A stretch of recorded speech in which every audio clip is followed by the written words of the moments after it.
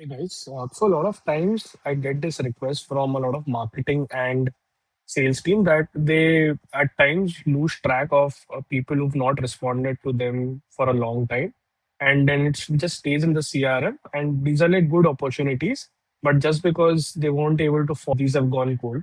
So in this video, I'm going to show you how we can create a list of such contacts, and then you can use these contacts and enroll them into a sequence or into a marketing drip and convert them into MQLs and SQLs.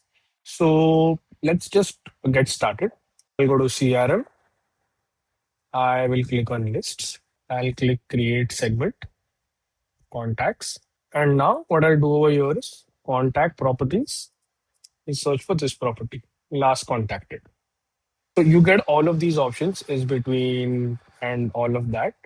And over here, you can select these options as well. Last contacted, this quarter, this year, last 14 days, and all of it. So, okay. So for this example, I'll just select 1st of July. So if the last contacted date is before the 1st of July, and again, go to contact properties and select lifecycle stage. So over here under lifecycle stage, basically leads, marketing qualified leads and sales qualified leads. These are basically the places where contacts go cold. So I'll just select any of these. So what this list will basically now do is it will populate all of the contacts where the last contacted date is before the 1st of July. And the marketing and the lifecycle stage is any of lead, marketing qualified leads or sales qualified lead.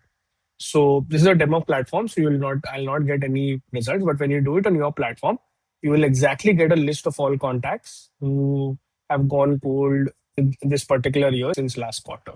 And that's how the list would be created. And then you can use these lists for your sequences or in your marketing trips and automate the follow up and the reach out process as well.